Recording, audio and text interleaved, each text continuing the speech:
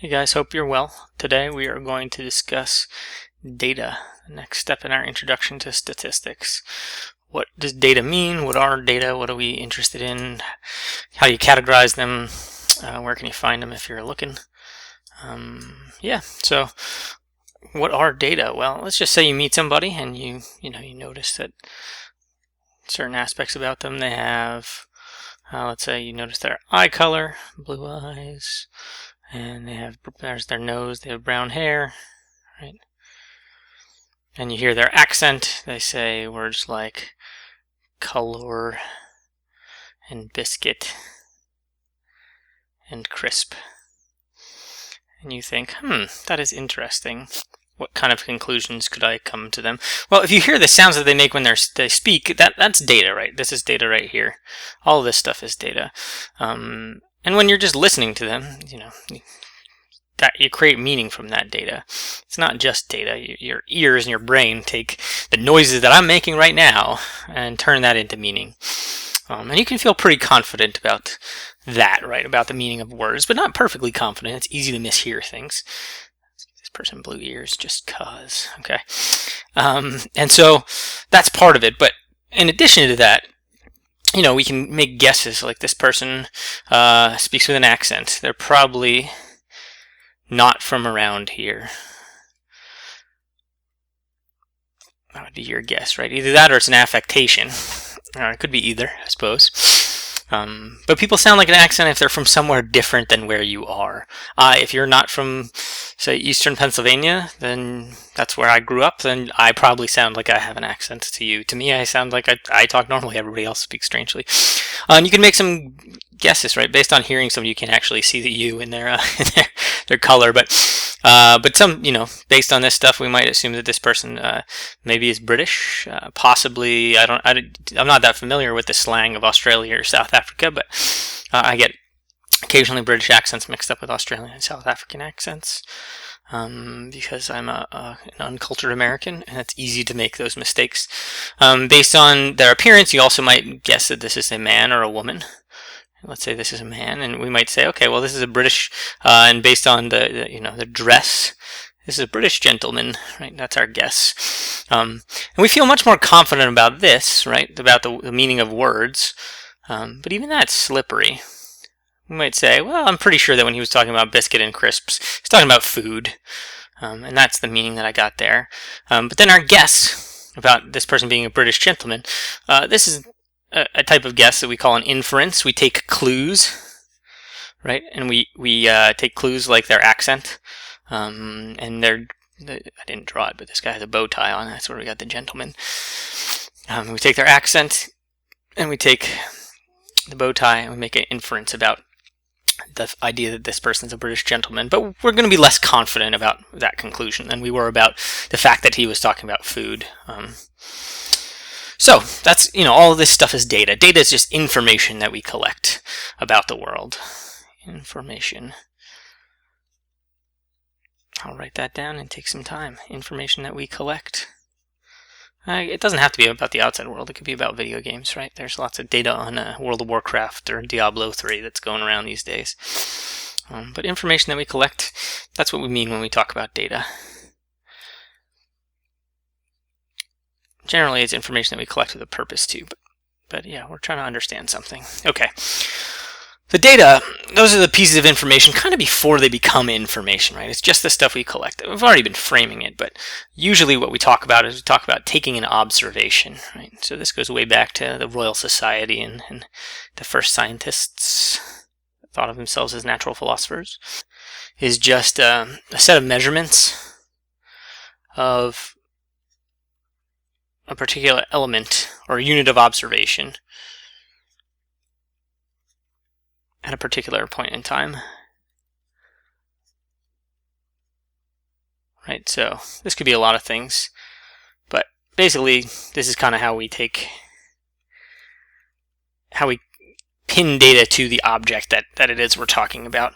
We take an observation, and that's, you can imagine that you go to the doctor's office and you get your height measured and your weight measured and your blood pressure and all that stuff, and that's all an observation of you as a lavender, there we go, of you as a physical being. The things that we're measuring, right? These measurements are of variables. So we're collecting the values for a bunch of different variables. So that the doctor's office was just one example, right? Let's say you're a customer and we're a credit card company. So a credit card company might care about other things, right? They want to know your name because they're going to have to track you down. They need to know your address. What else? Your age, your gender, your income, your education. Right? I want to know everything about you. All this stuff is for a reason, right? They want to know things that are related to your credit worthiness. You might care about what, like your debt to equity ratio. So, how much debt do you have compared to how much stuff you have, or debt to assets. Number of defaults or charge-offs. So, have you ever defaulted on a credit card in the past? Hey, guess what? Maybe we shouldn't give it to you. Give you a new credit card. Maybe you should stop doing that. And that's what they want to know. Other stuff. Do you own a house or do you own a car? Or do you own more than one of both? And how big are they? And how old? And what's your accident history? Your employment history, your marital status? All that stuff goes into your credit worthiness, right? And that's what they're trying to figure out. Part of the interesting thing, and what we're actually getting to, is what does this mean? Should this person get a credit card? And that's what they're trying to answer. And they don't know. It's hard to answer. It's hard to answer even if you know everything about somebody. If you know nothing about somebody, you're just pulling numbers out of a hat. So try to get improvements on pulling numbers out of a hat where at all possible. Okay, now, other cases, we might not care that much. If you ran like a small haberdashery, you probably just care about, hat size and whether you're paying with cash or credit, right? That's not a case where you're looking at having a long-standing financial relationship with somebody, so it's less of a big deal. Other things we might collect data on might be firms, right? If you're in finance or regulation, you might care about lots of things about publicly traded firms. So let's say we have a publicly traded firm. What kind of information could we collect about a publicly traded firm? What kind of data are available? Obviously you could know what size building they're in and stuff, but that's probably not as relevant. Good data is data you can use. So what do you care about? Price to earnings ratios, P to E ratios. That can tell you whether a stock is over or undersold. Revenue, cost structure, number of employees. Anything that can give you more information about the true value of the company and the likelihood of its share price changing, right? So its current stock price obviously is going to matter.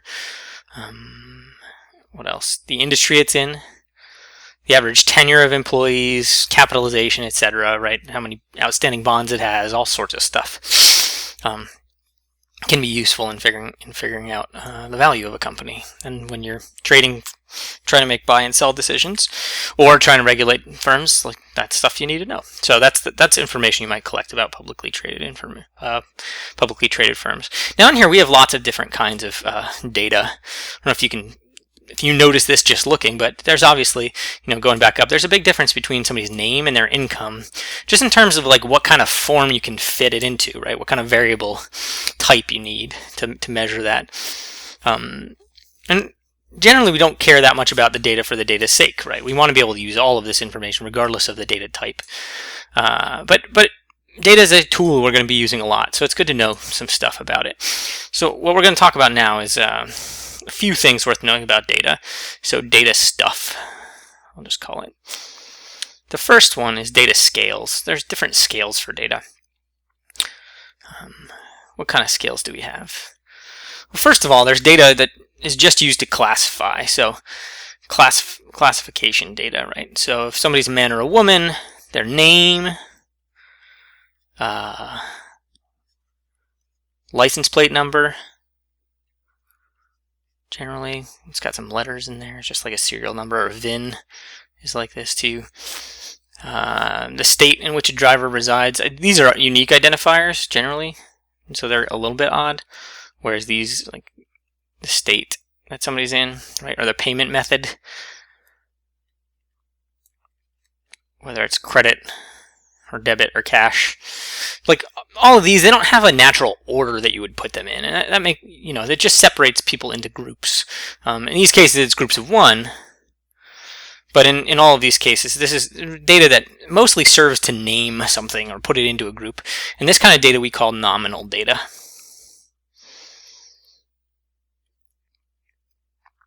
So all of this is nominal data, where it just serves to classify, and the trick here is that there's no natural order to put it into. It doesn't make sense to say, for example, well, credit cards are less than checks, and checks are less than cash. Like, well, why not greater than signs here? It doesn't, just nonsense. It just doesn't make any sense to put it in order one way or the other.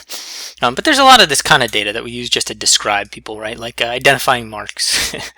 But it doesn't. You can't do much with it other than use it to classify things. And it can still be useful, right? You can say like, oh, there's a lot of stuff about, which states are better at education or worse at education or something. And then you're talking about, by state, but there's no obvious ranking of states outside of a specific context. Other kind of data, if the order matters, so let's just say now we're looking at another kind of data. In this case, the order matters. But it's still not data. You can't do math on it. It's not data you multiply or divide or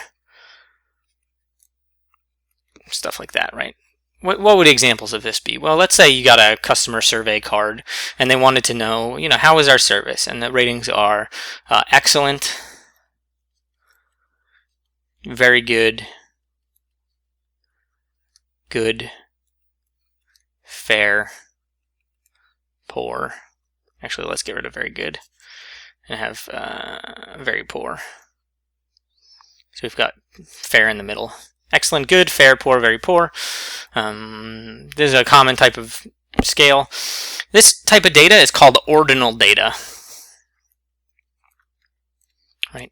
It does not make sense to say, oh, well, what's excellent minus fair? You can't really, you can't do math on that. Or poor divided by very poor, what is that? That doesn't mean anything. It doesn't make sense. But it's still useful data, right? You can say, well, this service was better than this service, right? The order matters. For example, another example of this is movie ratings, right? So lots of times you'll hear you give movie ratings 5 stars or 4 stars, but it's hard to know whether a movie that got 5 stars instead of 4 stars was 20% better. Like the difference here is not 1 star. It's not like if you took, the elements. That doesn't make sense. You can't subtract stars in movies, really. So yeah, that kind of stuff. Any time where you have these sort of orderings, where you wouldn't do math on it, you have ordinal data. Again, very common information about quality stuff gets put into something like that. Other kinds of data. Okay, now we're getting to data you would do math on a little bit. Let's say the order matters. And now the distance between neighbors is the same. So that it's measured out.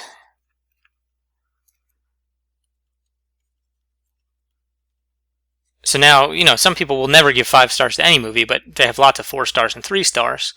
And what that tells us is sort of that the distance between 4 and 5 stars is bigger than the distance between 4 stars and 3 stars. That's not the case with other kinds of data. This stuff is always numerical. Down here. And it comes up a fair bit. The one really good example of this is temperature. Right, so temperature is measured out in degrees. It takes some work to translate between Celsius and Fahrenheit, but you can do it. It might make sense to say 32 degrees hotter than yesterday. Right? As long as you're clear with somebody that you mean 30 degrees Fahrenheit hotter than yesterday, right? Let's say it was freezing yesterday. Now it's 64 degrees. That would be 32 degrees hotter. It still does not make sense to say twice as hot as yesterday. The reason is that you have to know you're talking about Fahrenheit in that case for that even to make sense. And it's not clear that like 32 to 64 is twice as hot. Like 32 is freezing cold and 64 is kind of balmy. If you're in Celsius, right, this is degrees Fahrenheit. If you're in degrees Celsius, then this 32 to 64, well, that's a change in Celsius from 0 degrees to 17 in 17.7, 17 and 7 ninths. So this is 0 to 17.7 degrees Celsius. And that's, in percentage terms, that's an infinite change. Right? That's kind of a lot. So in Fahrenheit, it's twice. Here, it's times infinity. Because 0 times anything is 0, right? So you have to multiply it by something bigger than any number to get to 17.7. You can't do that. So the problem here is that 0 is arbitrary in these cases. This comes up sometimes. Other examples would be standardized test scores. Anywhere where like the 0 mark is just sort of pinned down, but you still have some numbers to choose from.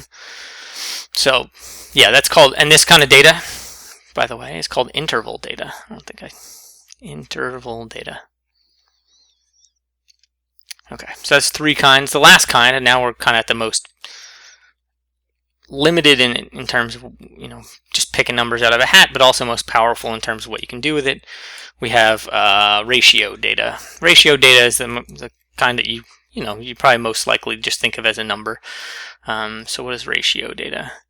Well, ratio data is stuff like weight or time or quantities. And here it does make sense to talk about eating twice as much. Stuff like that. Or a company having twice as many employees, right? You can multiply, divide, you can add, you can subtract, you can multiply, you can divide. If a car loses a specified percentage of its value, it doesn't matter whether you're talking about dollars or yen, as long as you adjust for inflation, right? As long as you're using the same units, then you can talk about percentage changes or ratios, and that's where ratio here comes from. Okay, so these data that I just talked about, these types, right? What do we have? We had nominal data, ordinal data, interval data, and ratio data. They roughly break into 2 types. I'm going to clear the board. So if you want to pause or go back to somewhere, this whole thing is going to disappear. They roughly break into 2 types. What do we have? Well, we have quantitative data and qualitative data. So quantitative or categorical data. So quantitative data is data you can do math on. Generally, this is interval or ratio. Right. This means you can do math on it. We can use a set of statistical techniques that would otherwise be unavailable. So this is nice. It's powerful. We can adjust some stuff. We can standardize quantitative data. It gives us some stuff we can do. Data that just separates things into groups, we usually call this categorical data or qualitative data.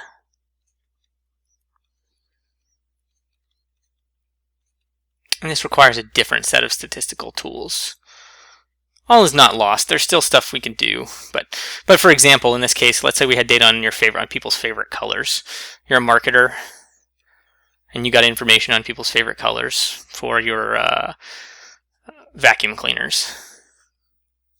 Does it make sense? It doesn't make sense, right? Does it make sense? Think about it. To try to take what's the average favorite color.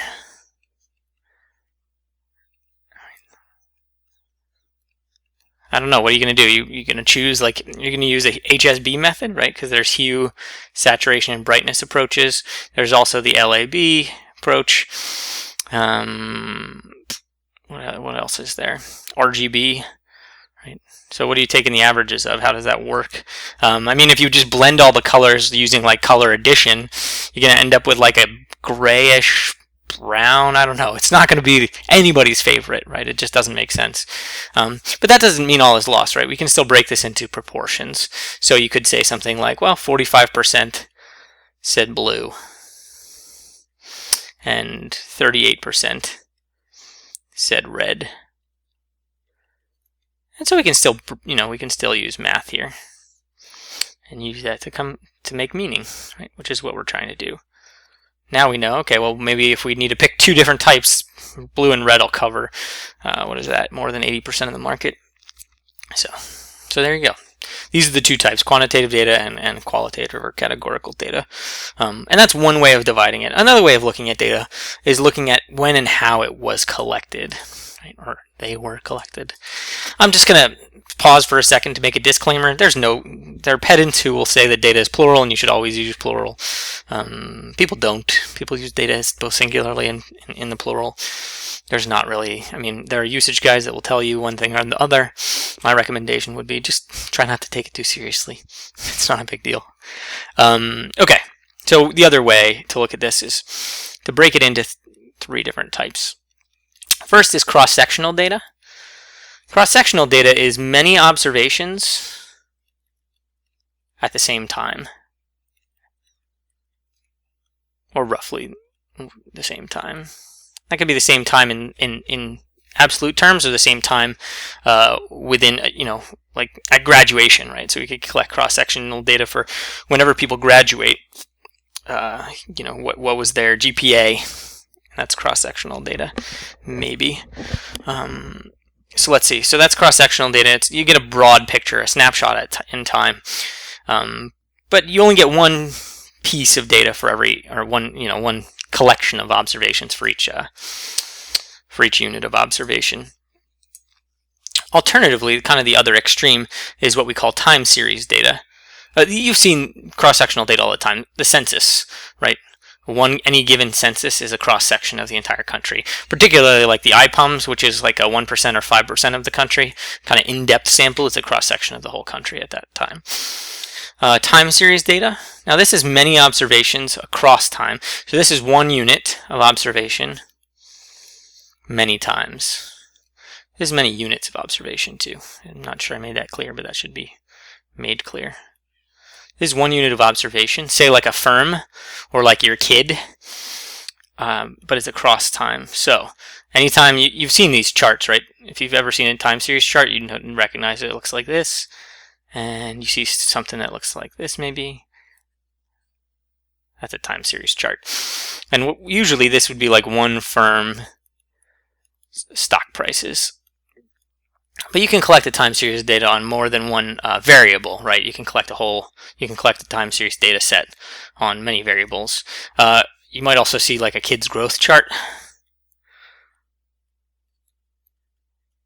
That's time series data, right? Because you got one kid and you're just looking at him over and over and over again, or her over and over and over again. That's time series data. And then the most comprehensive, the holy grail of this, and it's expensive to create, but it's powerful once you have it, is what's called longitudinal data.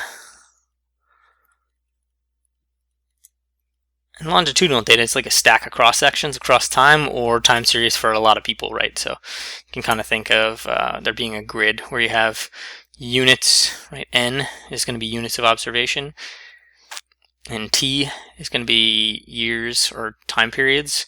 And then so cross-sectional data is like, boom, we got all this, right? Cross-section at one time. Time series is like, okay, well, let's just say for this person, we followed them for a long time. That's straight-ish, right? So we have lots of observations. Now panel, or longitudinal data, is the whole shebang, right? It's like the whole grid. We got all of these things over and over and over again. So we have lots and lots and lots of information. You can see that, it's like squared how much information we have.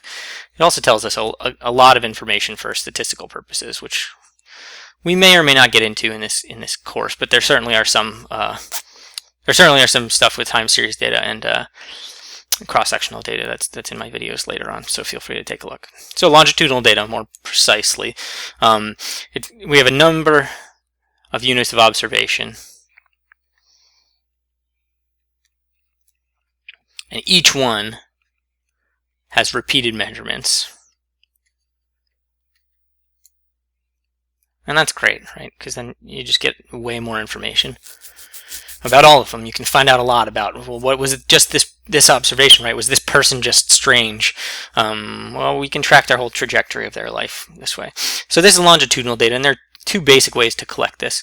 One way is what's called a panel, and this is where we take a cross section and we repeatedly measure that. We repeatedly measure a cross section. And the other type of study or data collection is called a cohort, where we start at a certain event in the life of them, such as buying a 2010 Honda Accord, right? So purchasers. So after an event, repeated follow-ups. And this is very common in the medical literature, right? You find out that somebody has a particular disease, and then anybody who is diagnosed with that disease, they follow up every 2 years for the rest of their lives or whatever. So that's a cohort study. Most of the stuff that I've worked with is panel data or cross-sectional. If you're interested in finance, you deal a lot with time series data. I've done a little bit of that. Okay, so those are the kinds of data. Just to finish up a little bit, let's talk a little bit about where we get data. And that should be basically what you need to know about data for now. You can do a lot of stuff with it. So where do you find data? The cheapest way to get data is to find stuff that somebody already collected. So sources that already exist. Now, if you're going to do analysis for a firm, let's say you want to do marketing or something, then a lot of times your firm is going to already have information. So firms collect data regularly. They might collect data about their production data, cost information, personnel records, customer data. So in HR, they know how long people have been there and what benefits they selected. With customers, I don't know if you noticed, but at Target they write down, take your phone number if you make a return. They're trying to track to see, does this person return all the time? So that's one way, right? Firms collect data for themselves. That's one way. Another way is that firms look to other organizations. So there are data collection agencies or firms. And I talked a little bit about these last video. Data collection firms. So we have like AC Nielsen or Dun & Bradstreet. Right? These are big consultancies. Axiom is another one. And that their job is basically to collect data, and then they collect it, and then they consult, right? They give it back to the firms that hired them to do it. In addition to data collection firms, we have industry groups that do the same thing.